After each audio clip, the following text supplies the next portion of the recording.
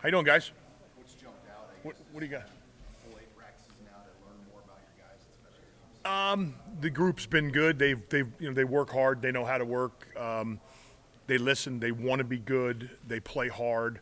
So that usually leads to good special teams play. I think we'll be in good shape when it's all said and done. Me just trying to learn the players and kind of their attributes is something that's an ongoing process. So we're working on that. It's been good. It's been fun, and the periods have been competitive and the drills have been competitive. We've done mostly drill work, but I'm excited for the group. Coach, what have you learned about Timmy so far? Timmy's a pro. Like that, the whole group they're pros, but Timmy's a pro. Like he goes out there every day with something to work on, which I really like about him. So he's like, today, coach, I'm going to work on this, and we sit there and we look at it real closely, and then when it comes time for the film, and that's one thing we're trying to focus on is like, here's what we're going to do. We're going to work on something, but he comes ready to work every day. And it's not just everyone's going to look at like the field goals and that there's a whole other part of things that he's working on right now. Today we were working on onside kick. We got some kickoffs. We went over to the stadium and got a couple of kickoffs today. So we haven't done much live kickoff work. We've done some approach work, and like I said, he's a pro because he's out there saying, okay, I'm going to be a 10-step approach on my kickoff. I want to have my plant foot here. So we've been working on that and filming it and trying to just get better. But Timmy's a pro. He's great to work with. What's something that you picked up in the NFL that you bring back to college now in terms of what you can emphasize? Well, I'm working. I'm much better than I was before I went to the NFL because you get to spend a lot of time with the actual specialists. So in the past, you're coaching the tight ends and you're trying to coach special teams, and then you're going around with the guys and you're meeting with them, but you don't have as much time. So when you're working with guys like Johnny Hecker and Zane Gonzalez and J.J. Jansen, you're learning like the real ins and outs.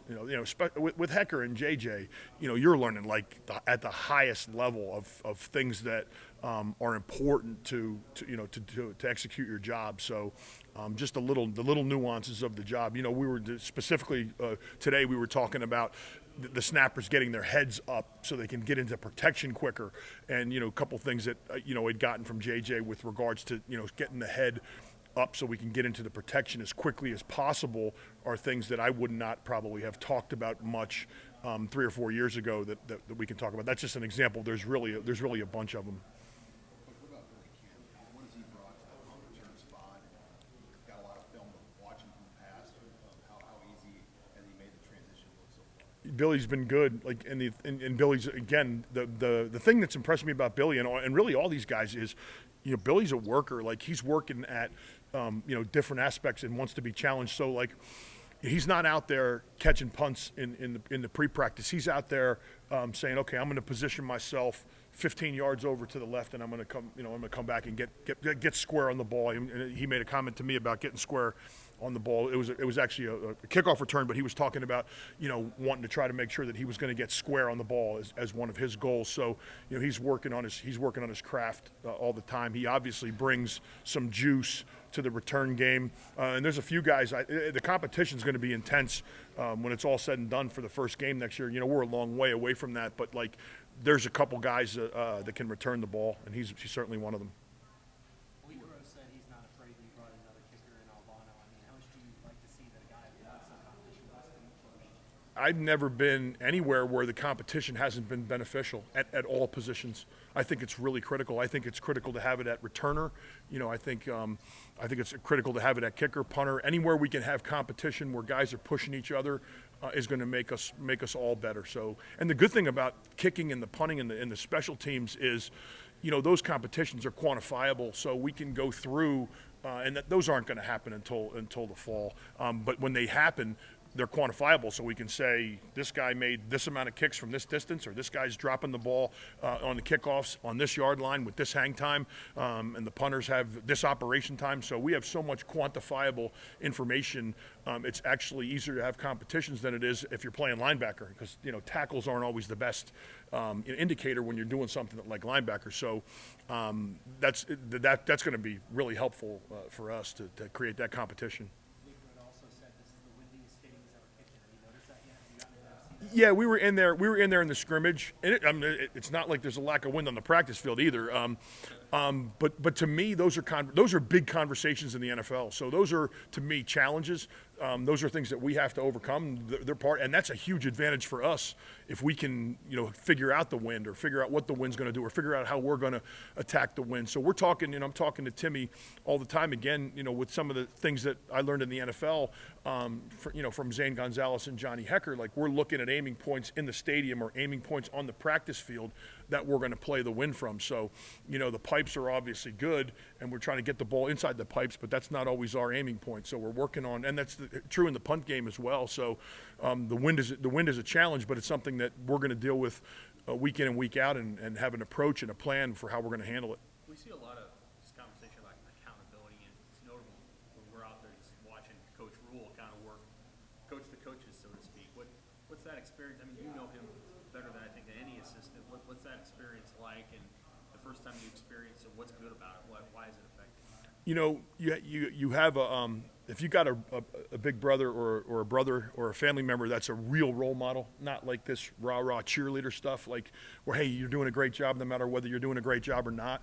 If you, like, when I got little brothers, and I'd tell my little brothers, like, you're not acting the right way, or you're not, that's what it's like. So it's like working for somebody who loves football, who's very intense about the competitive spirit of football, and is not, it's his job in his mind, in our minds, and what we do and why we work well together is he'll say, hey, like we were talking today out there about the shield on the punt, and he was like, what do you think about that? The shield looks really tight to me. So we had that conversation. We're going to go look at that on film, but he's not out there standing going to look at the shield and say something doesn't look right, and he's not going to say anything. Like I expect him, I want him to say something, and we have that relationship. But he's great like that with the coaches, and it's not like challenging. It's just, hey, this is what I'm seeing. Like and like a lot of people, like you're in that role with people in your family. Sometimes, do I say something? Like, that's not the way it is on our staff. Our staff is like, that doesn't look right to me.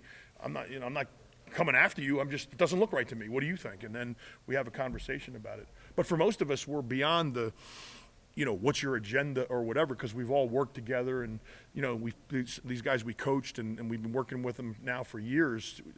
There's a trust, and we're starting from a point where we're coming and coaching each other because we care about each other, not because we're trying to, there's no egos involved in that.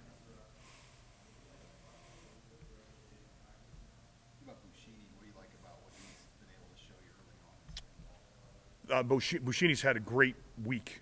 This week has been really good. Like he's really technical in his approach. So we've been focusing on pooch punting the last two practices, and I don't know if you have an appreciation for pooch punting, but if you do, he put on a clinic on Saturday with his pooch punt. I said, I want you to drop the ball on the 8-yard line, and I think he had 10 kicks, and I think 4 of them dropped exactly on the 8-yard line. Like, that's like Johnny Hecker stuff. And then I didn't get the markings today, but the balls looked good.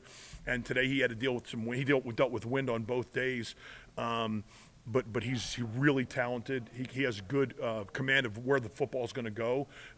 There's some things, and again, he's like Timmy, where he's got some things that he needs to work on that we're working on. And usually with the punters, if you just think about the art of punting, it's like hitting a golf ball, but you're dropping the golf ball. Like, it's really that technical. So like, he's dropping the ball, and normally if he's not catching clean or he's not getting it down, he's dropping it one way or the other. Usually it's inside, but we're always looking at the drop. So he's constantly looking at his drop and his steps, because it's all got to time up that way. So it's extremely technical, and he's advanced, but he's also learning, and he's watching film, and we're looking at things together, and it's been great to work with him as well. Is there anybody pushing? Jacob Hole has a chance.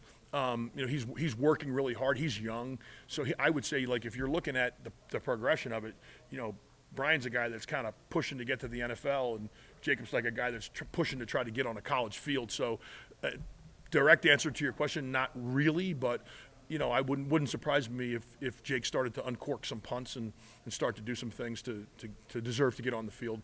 Brian's really good. I mean, he's I'd love to be able to create some competition for him, but I don't know if we can do that right now.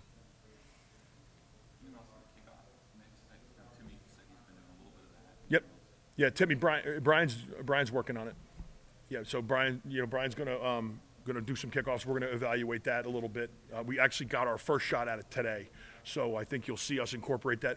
I'm not sure how much of that we'll incorporate into practice. I think we will, but like you guys know, the frustrations. Like we're trying to work that kickoff return drill today, and the Jugs is dropping them in there really nice for us. If we go out there and the kicker misses one, it wrecks the whole drill. So I'm kind of a little bit uptight about making sure the ball goes where I want it to during that period, especially early on. But maybe we might see us kick one or two off in the spring game or as we approach it. But I'm interested to see how they do it. I mean, Brian's got a big leg, so he can do it. Timmy can do it, and it's not about, to me.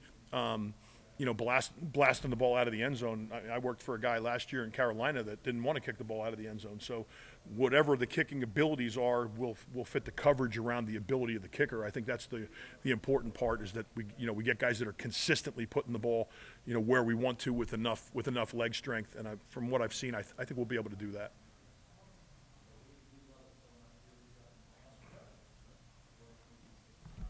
Thanks, guys.